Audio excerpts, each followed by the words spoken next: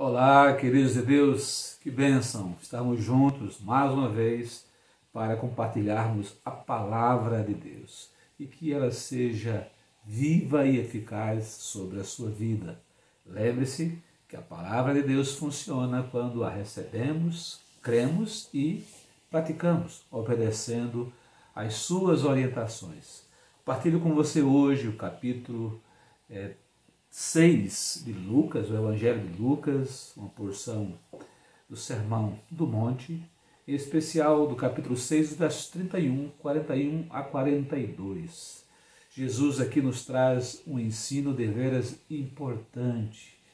Ele era muito incisivo na necessidade dos seus discípulos viverem debaixo de uma coerência, dando um bom testemunho da fé professada com a fé praticada, ou seja, aquilo que se crê se deve viver, e isso dá autoridade ao testemunho. E como precisamos disso hoje? Observe o que diz o texto. Lucas 6, 31 vai nos dizer: e como vós quereis que os homens vos façam, da mesma maneira fazeres vós também. E saltando os olhos para os versos 41 e 42, vamos encontrar Jesus dizendo: e porque atentas tu no argueiro que está no olho do teu irmão, e não reparas na trave que está no teu próprio olho? Ou como podes dizer a teu irmão: irmão, deixa-me tirar o argueiro que está no teu olho, não atentando tu mesmo na trave que está no teu olho? Hipócrita, tira primeiro a trave do teu olho, e então verás bem para tirar o argueiro que está no olho do teu irmão. Que fala contundente. Como será que as pessoas receberiam Jesus falando desta forma, no tempo que as pessoas procuram os sons agradáveis aos ouvidos, né? Palavras, promessas afirmativas para que as pessoas se sintam empoderadas? A palavra de Deus, ela nos confronta, mostrando o nosso estado e a nossa intimidade, como que Deus dizendo: olha, eu conheço o teu coração, então vem comigo para a verdade, que esta verdade que liberta te conduzirá realmente numa vida debaixo do meu poder, em fazer a minha vontade, sem que você tenha se esconder daquilo que você realmente crê e está demonstrando de forma incoerente com as suas atitudes, se é que você crê de fato. A palavra aqui nos chama a atenção, queridos, para uma vida coerente. E o que é uma vida coerente à luz deste texto? Como, de certa forma, já falei, é uma vida que o discurso e a prática se completam. As experiências são geradas pela fé que eu tenho na palavra de Deus, e esta palavra vivida, essa palavra que eu creio em meu coração e a pratico dia após dia por obediência, confiando de que se eu fizer a vontade de Deus, as outras coisas haverão de acontecer pela vontade de Deus, confirmando a palavra de Deus em mim e ao mesmo tempo me capacitando, me abençoando para que eu viva a fé. E esta fé vivida pela misericórdia e graça de Deus, sustentada pelo agir de Deus em mim, me dê autoridade para a pregação, de modo que as pessoas vejam coerência entre aquilo que eu falo que creio e o que eu estou vivendo com base no que creio. E diria o salmista: muitos verão, ouvirão e crerão e confiarão também no Senhor. O meu testemunho coerente desperta fé em outros que virão a crer através do agir de Deus na minha vida. O viver coerente também se dá quando fazemos ao outro o que esperamos que o outro nos faça.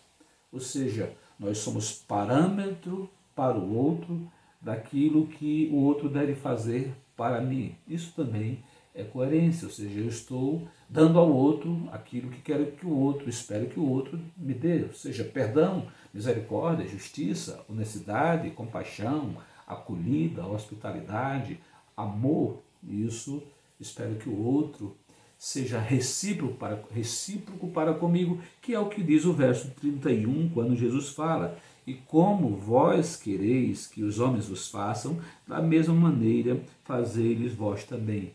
Num português mais coloquial, ou seja, aquilo que você quer que as pessoas façam para você, ora, faça para elas. Dá para elas a referência da sua expectativa. Você não quer mais nem menos do que aquilo que você está fazendo para as pessoas. Como os nossos relacionamentos mudariam se pensássemos que aquilo que estamos falando e fazendo é exatamente o que estamos dando liberdade para que as pessoas também façam para conosco, nos deem o retorno na mesma proporção.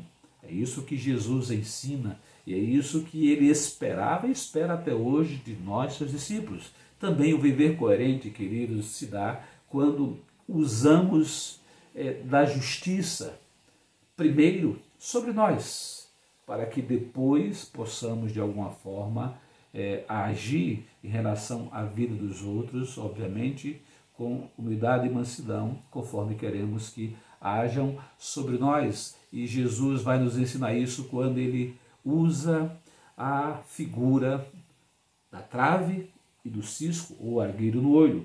Veja o que diz o verso 41. E porque atentas tu no argueiro, ou seja, no cisco que está no olho do teu irmão, e não reparas na trave que está no teu próprio olho. Em outras palavras, Jesus traz uma ilustração que mostra bem a precária condição daqueles ouvintes e da humanidade em julgar aos outros. Nós não temos condições de julgar os outros se não julgamos a nós mesmos com a mesma justiça, com a mesma medida, e para tanto é necessário que tiremos aquilo que nos impede um julgamento justo, que é justamente a trave que não permite que vejamos, que enxerguemos, que tenhamos discernimento. E esse discernimento vem quando a trave nos é tirada. E a trave é o pré-julgamento, é a acepção, é a falta de conhecimento, é o preconceito, são os nossos ranços de amargura, o nosso desejo de culpar, de condenar, de dominar, de diminuir. Tudo isso envolve a questão da trave, aquilo que impede que sejamos justos em nossos julgamentos, que sejamos coerentes em nossos julgamentos, lembrando que a medida que Jesus Cristo dá é que aquilo que eu quero que os outros me façam, que eu faça aos outros. Este é o parâmetro. Então, se eu tenho uma trave no meu olho, eu não tenho autoridade alguma, condição alguma, estou com a visão prejudicada de agir para tirar um cisco no olho da outra pessoa. Imagine que uma trave fecha toda a visão e pedindo que eu possa tirar um cisco. Você se sujeitaria deixar que alguém com a trave no olho, ou seja, com visão tapada, impedida, tirasse um cisco do seu olho? Certamente que não. Você correria risco até de ficar cego. Embora um cisco incomoda muito, né? Você já deve ter tido um cisco no olho, um argueiro no olho, eu já tive, e aquilo coça, incomoda, arde, prejudica a visão, e você não quer outra coisa senão tirar aquele corpo estranho, aquela coisa do seu olho, para que você enxergue, tenha a visão límpida, clara, e possa perceber tudo ao seu redor e possa caminhar em segurança. A intenção aqui é mostrar que devemos ter esse julgamento justo e só o temos quando nós estamos bem, equilibrado, estamos enxergando com clareza, com discernimento. Mas também o viver coerente, meus queridos, ele se dá quando olhamos para o outro sem a intenção de culpar, de julgar e condenar, mas sim de abençoar.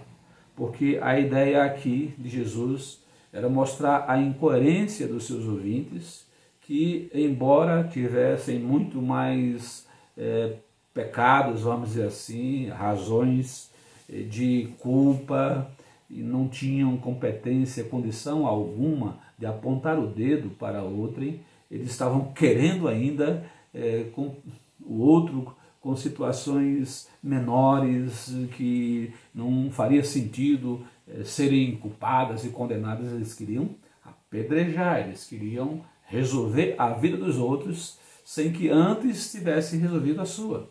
E mesmo a intenção de resolver a vida dos outros nunca pode ser no sentido de julgar, condenar e executar e destruir o outro, mas sim, como diz aqui o texto, vai, tira a trave do teu olho, resolve a tua vida para que você tenha condições de abençoar a vida do outro, tirando aquele cisco do olho do outro. Não use o cisco do olho do outro para condenar o outro, mas sim para abençoá-lo, livrá-lo daquele impedimento, livrá-lo daquele desconforto, livrá-lo daquele sofrimento, aliviar a dor que aquele cisco, aquele argueiro está impingindo sobre o seu irmão, sobre o seu próximo.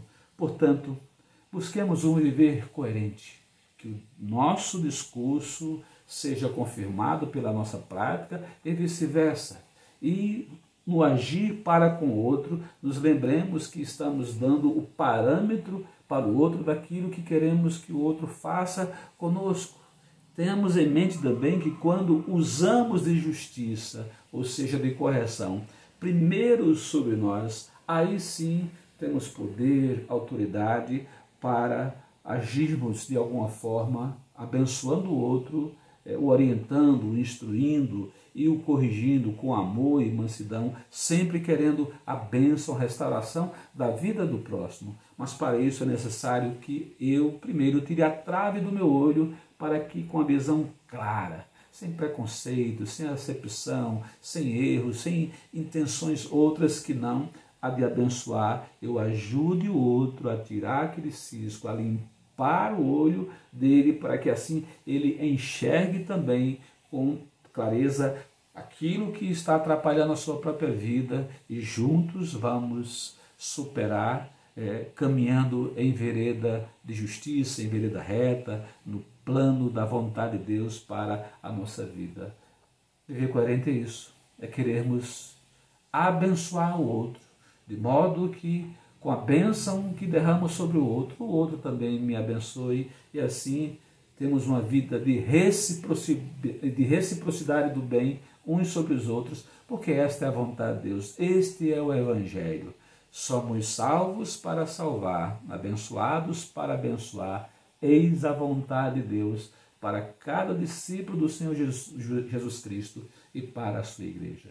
Que essa verdade encontre acolhida em seu coração e lhe oriente na conduta que de fato seja uma conduta coerente com a fé em Cristo que você professa. E se você ainda não tem Jesus Cristo como seu mestre, seu Senhor e seu Salvador, você pode agora em seu coração crer nesta verdade e com a sua boca confessar ao Pai em oração dizendo: Pai, eu recebo Jesus Cristo como meu Senhor e Salvador, e com o coração arrependido e confesso, eu reconheço-me perdoado pelo seu sacrifício na cruz do Calvário por mim, e quero viver com coerência esta fé, orientado pelo caráter de Cristo em mim. Que Deus pois te abençoe. Em nome de Jesus. Amém.